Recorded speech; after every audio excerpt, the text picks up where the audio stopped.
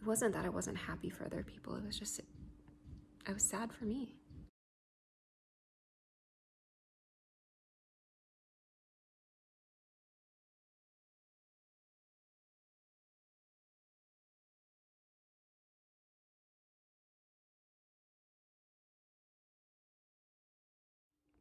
I guess I'll go into the story a little bit about how I lost her. So it was like November 4th or 5th. My husband had tested positive for COVID because we got a phone call from my son's daycare provider saying that there was a child at the daycare center that had tested positive. My husband's a firefighter paramedic, so he was not allowed to go back to work until he tested negative. Well, his rapid result test came back positive, and he started getting sick right away.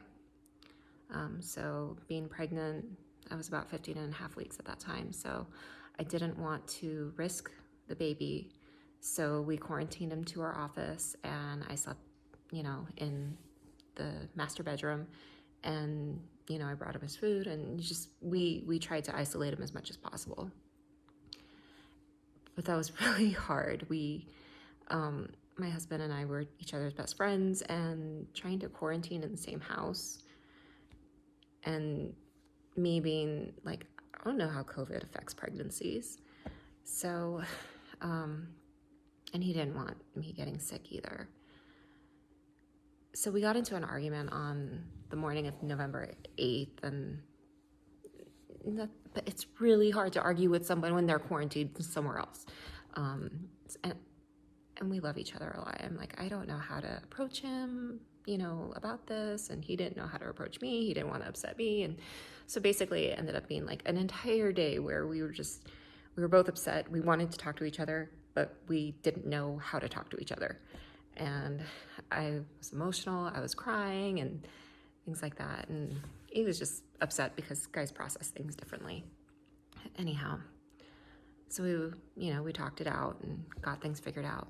But that night, I brought my Doppler out because, the day before I heard her heartbeat. And once he got the COVID test, I started, like listening to the heartbeat. I think I was going to try to do it every night just to kind of feel better about it. And I searched for 2 hours. I couldn't find anything. I heard some swishing sounds, and my friend, she's a sonographer, and she's a sonographer at my OB practice. I texted her, and I'm like, because sixth pregnancy, and she was concerned because it's like, okay, this is your 6th pregnancy. You should know what you're looking for. You've certainly done this. So I at least appreciate that because it was my 6th pregnancy, I felt like people listened to me a bit more, because if this was like my 1st or 2nd or whatever, doctors will try to brush you off. And not necessarily all doctors, because clearly mine didn't. But I remember going to the ER, and so I could have, because of the whole COVID exposure, I couldn't just go in to see my doctor. And I didn't want to panic. I was like, okay, I'll just drink some juice and then I'll probably feel her. And so next day, my son went to nap. My husband and I set up a protocol so that he was very minimally exposed to our son. I went to the ER, and everybody was in full isolation gear and everything. And I was 16 weeks, so they wanted to send me up to L&D, but they couldn't because I wasn't 20 weeks yet. So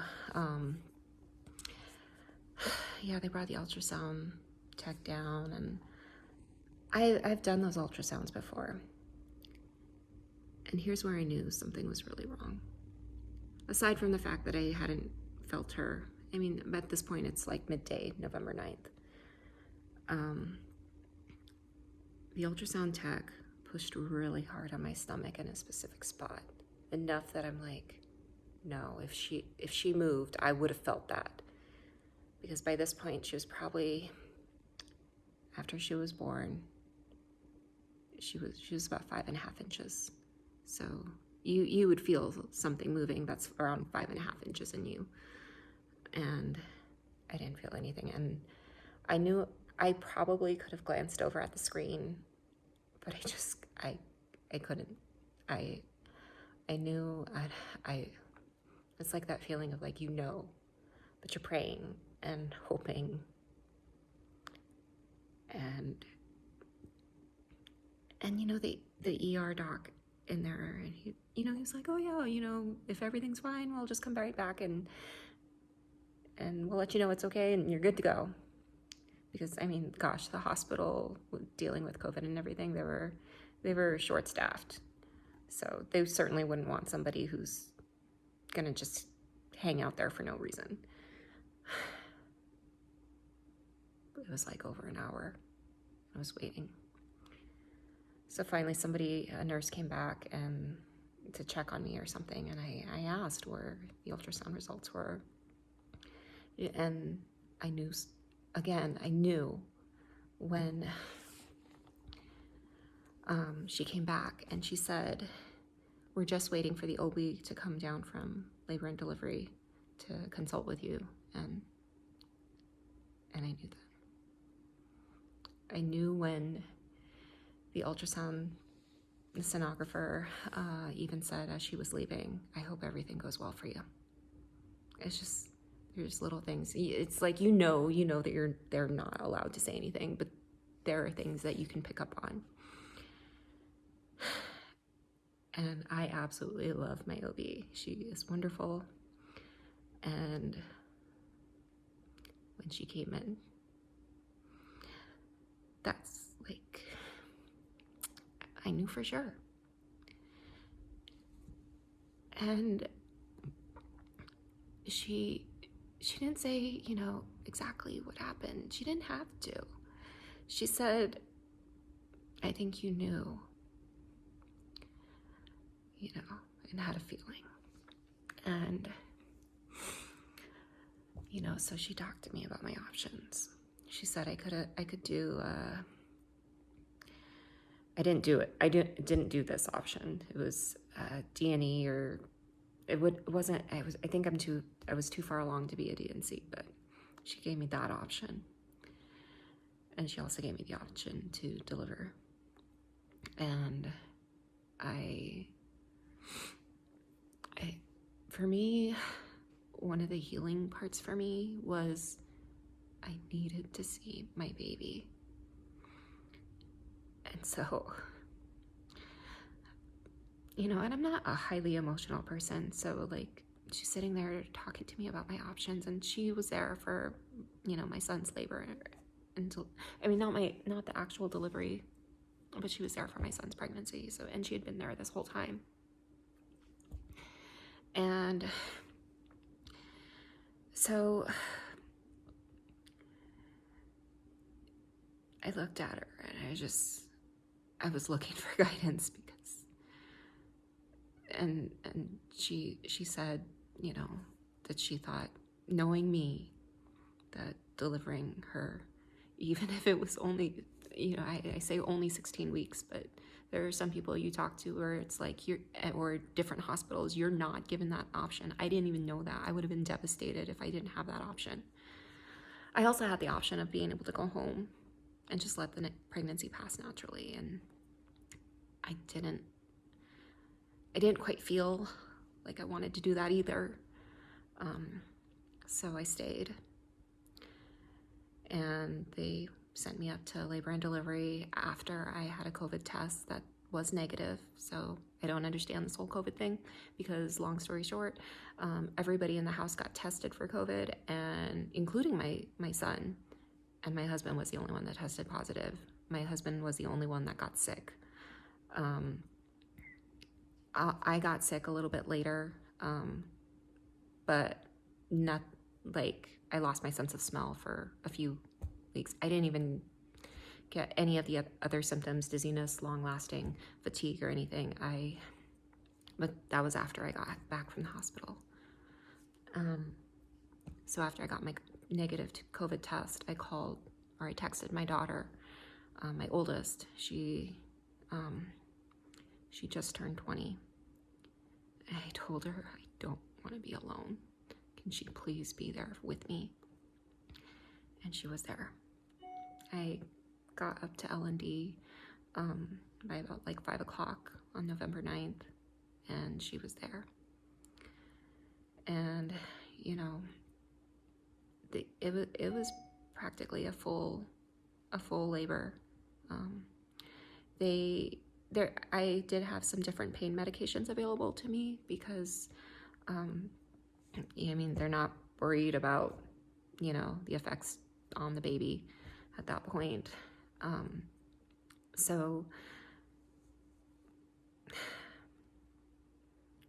But you know, I remember I did end up having, like, because they induce you. I took two or three doses of Cervidil or something, or Cytotec, or I don't know. I'll look up the drugs later. I don't even think the drugs matter. Just trust whatever your doctor gives you, as long as you trust your doctor. And my daughter was just there for me. While I was going through it, you know, feeling the contractions and everything, it just didn't feel real. But I did feel sad because I kept thinking I never took a belly pick or anything. I didn't do the usual things. I remember I used to think, oh, okay, I'll do it at 4 months because I passed the first trimester and everything, and I still wanted to remember. So after all that, and you know, I'm texting with my husband this whole time, and I think in a lot of ways it didn't feel real to him either. So Elena wasn't born until 3:08 in the morning the next day. I didn't push, I didn't do anything, but the nurses were very, very informative. They told me what to expect, because especially at that gestational age, you know, the baby's skin, it's still pretty much transparent. They did tell me that, you know, things might not look right because, one, the gestational age, two, going through an inducing labor can cause trauma. And I'm really glad that they prepped me for that, because there was some trauma and swelling. I remember, I mean, the nurse came in, and you know, it felt like a clot passing because I didn't have to be fully dilated. I think most I had dilated was like a 3 or so, and that's what it felt like. It felt like a clot passing, and my water broke and everything. And when she came out, I asked, like, is that the baby? And I was scared to look. And I won't get into all the details, even the pictures. I was very, very grateful that the hospital took pictures and everything and did their best to try to create memories for us, because honestly, I was in a daze. I mean, trying to recover from that and, you know, just go through labor. I mean, yeah, she weighed in at like 2.3 ounces and was 5.5 inches. And I was absolutely amazed, because, and my daughter, well, she was there with me, was amazed too, because it's like the features that she had my hands and my husband's feet, or my son has the opposite. He has his dad's hands and my feet. And it's just little things like that that we're such in awe of. And I held her, and we took pictures, we baptized her, and we FaceTime with my husband so that he could see, you know. And it was just really difficult, and I wouldn't wish that pain on anybody. Afterwards, that's really where it starts to hit home, because your body is still going to go through changes, as if your body doesn't know that you didn't bring home a baby. A few days after, she, like, my milk came in, and I wasn't prepared for that. The nurses and doctors did say, you know, to be prepared for it, but I was not prepared for that. And that was really hard. My husband and I, we tried quarantining at first when I got back, and I told him I didn't know if I got sick after that, if that was going to be because I got COVID or because I was having complications from delivery. So it was too hard to finally, a couple days later, I just wanted a hug, to go through that and not be able to have a hug. And you know, the crazy part is that it's so surreal that when I was in the hospital and we had just said goodbye to Elena, I mean, we decided to cremate her.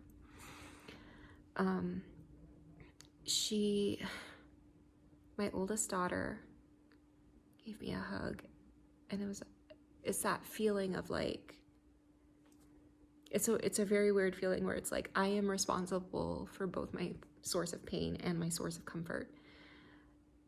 Like, my oldest daughter is comforting me over the loss of my youngest daughter. I remember feeling angry, you know, and it's when you're recovering from all that, people will be like, I mean, at first people will be understanding, but it won't take long.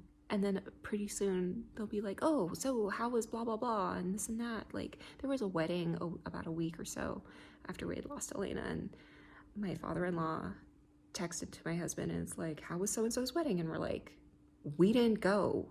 Sorry, we're grieving the loss of our daughter, your grandchild. Which I know it's angry, but it's irritating because time will stand still for you, and the world will go on around you, and that adds to the pain because you feel forgotten. I told my husband once, because we were grieving at different rates too. I told him, I feel like I got thrown down a really deep, dark hole, and I can't see the light. I can't see the outside. Sometimes people stop by, you know, talk to me, try to cheer me up and things like that, but you're still stuck in the hole. You can't get out. And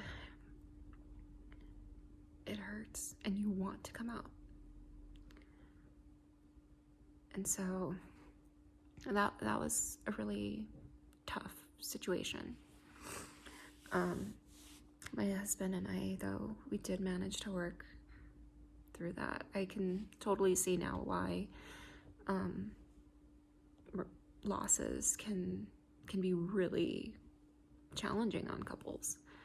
We sought the advice of our priest that married us, and that was very helpful, because there were times I got so angry, like I think probably like not even a week after we lost Elena, I just wanted all the baby stuff gone. I wanted to like unsubscribe from anybody I was following that was pregnant, or just anything. I was just so angry. Like, I completely wanted to forget that pregnancy anywhere existed. And I was just mad. And it wasn't that I wasn't happy for other people. It was just, I was sad for me. So I'm just about like three months out after the loss. So what ended up helping me was, even though I was still extremely sad, I'm a bit older, and so I've figured out a couple of techniques along the way, and it is that if I take care of myself, eventually, if my body feels better, I might eventually feel better too. And so that's what I started doing. I started making sure I was staying hydrated. I lost a lot of blood through this whole process, so I was making sure I was keeping up on my iron and doing that. And just that whole process, I started working out and, writing lists of things I needed to get done. Not that I wanted to get it done, but I also couldn't just stay in bed all day, even if I wanted to, because when I did stay in bed all day, I could see how it affected my husband. He came to the bed one day and he said, "I can't do this without you." And my son, I need to be a mom to him. So we pushed through. I started taking my vitamins. I started drinking a lot, not alcohol, water.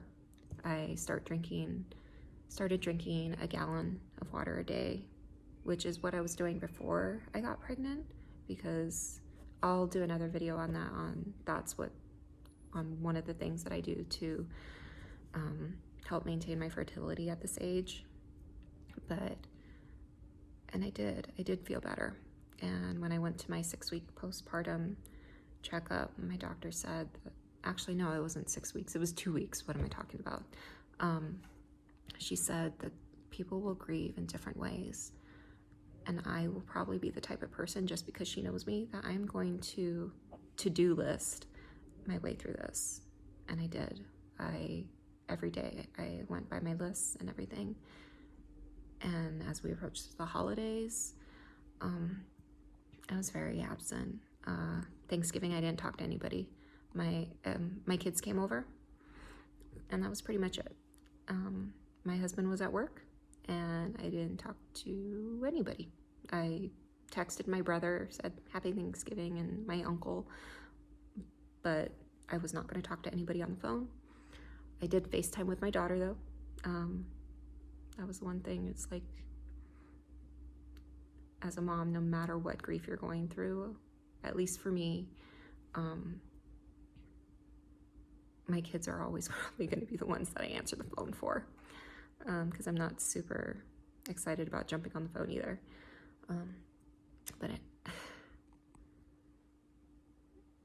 So I bled for about 3 weeks, and then spotted pretty much until I got my cycle. And then the next cycle, I spotted too. I know some people say that they ovulate 2 weeks after a loss. I didn't. That first cycle, waiting to get my cycle back, I didn't ovulate. I took my temperature just to monitor it. I didn't ovulate. The second cycle in December, it was a 28-day cycle. I ovulated around day 15, 16. Nothing took. We had our timing right. I think my body just wasn't ready. So then I got my cycle again on January 7th. And I had started to see an RE. And just because of our age, we're eligible to, get those referrals. So saw an RE, and what they were going to do, if we weren't pregnant by a certain time, is we were going to do a certain protocol. But from the January 7th cycle, they just wanted to make sure I was fully healed. So I think it was like on day 6 or 7th, I got a saline ultrasound done to make sure that my uterus was healed, no fibroids, polyps, or scar tissue, and everything looked great. The nurse or the practitioner, I don't know what her title was, but the practitioner doing the ultrasound said that my uterus looked beautiful, so yay. And then, you know, like I said, I've been keeping up with my supplements. I've been drinking a gallon of water a day and trying to make sure I keep my stress level low.